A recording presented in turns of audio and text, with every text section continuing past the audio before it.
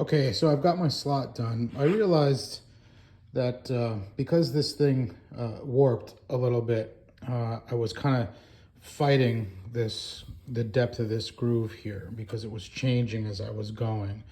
So what I did was I cut off the corners here and got this board to lay much, much flatter. So now I have a pretty consistent groove all the way down. My truss rod fits in here pretty good. And now what I need to do is I need to route out to get this barrel here and this barrel here to fit. So I've set my mark here. And what I'm going to do is I'm going to leave the fence where it is, and I'm just going to change to a larger router bit to accommodate this barrel here. Okay, so I routed out for this barrel here. As you can see, it's relieved. Now I just need to relieve out for this spoke here, and we'll get this truss rod seated. So the diameter of this heel here measures about 1/2 inch.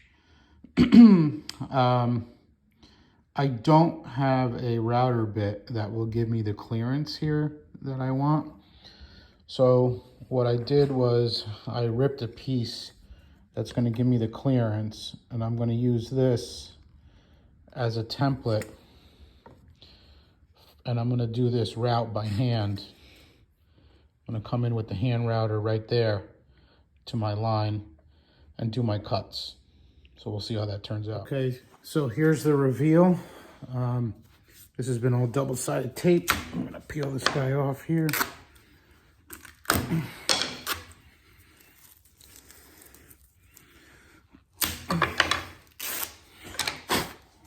And here should be the finished spot.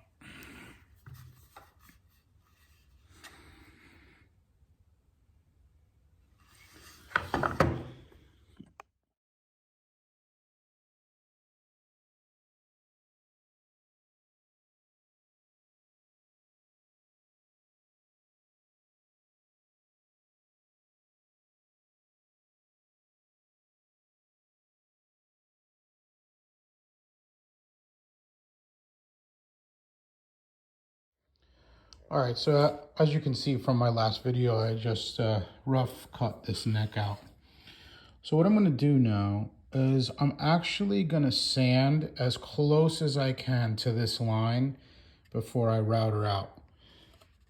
Because this is maple, and here I'm at end grain here, and I'm at end grain here, this is where you throw this thing across the shop if it gets caught in the machine.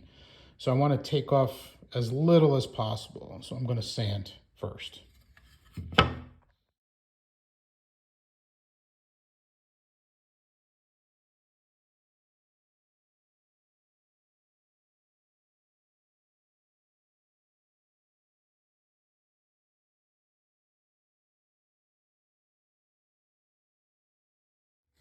All right, guys, so I double-sided taped my template on here.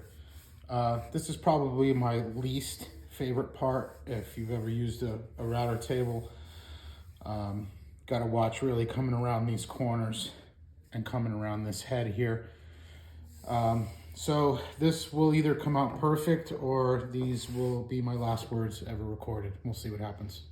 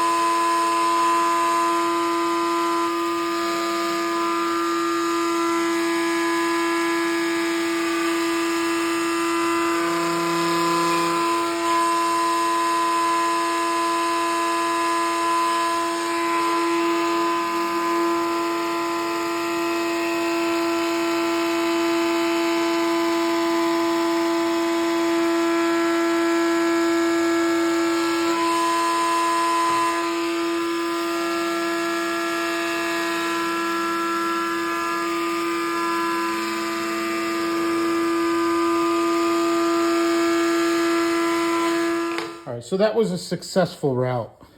This came out actually very nice. So what I'm going to do before I peel this template off is I'm just going to punch. This is a transfer punch. I'm going to punch out these holes here while I have the template on. This will show me where to drill out for the tuners later.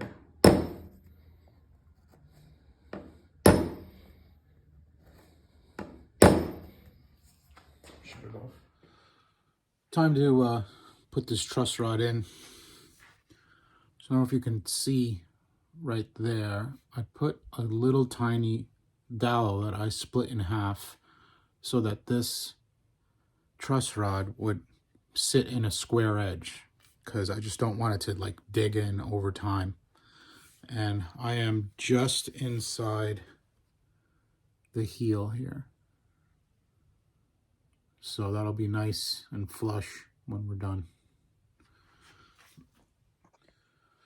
All right, so we're going in with some clear silicone. This is going to keep this truss rod from rattling or appearing to be loose. Just going to put a little there. A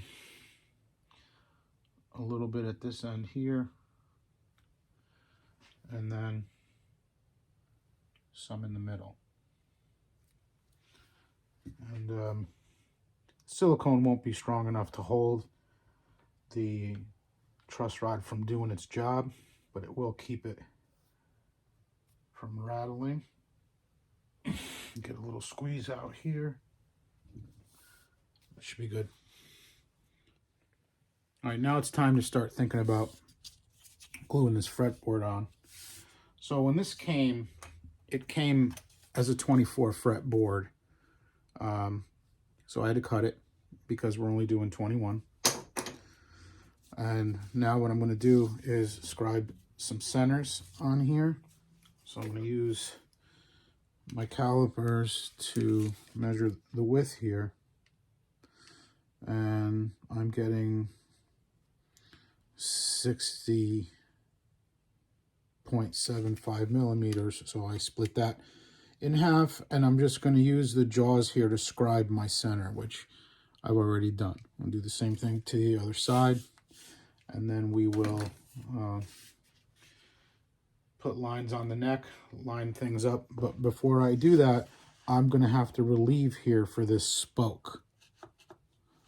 So I'm going to use the same router templates that I used earlier to get this relief here, so everything lines up and is the same.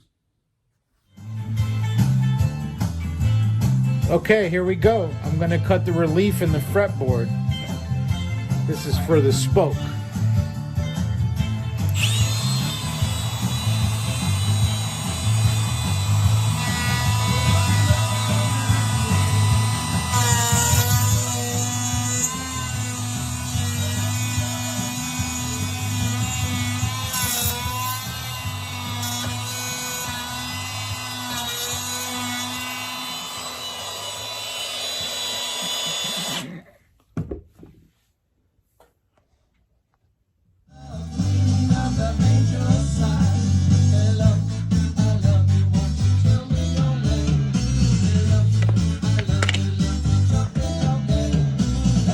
Morning, cut that out, and we'll glue this fretboard on.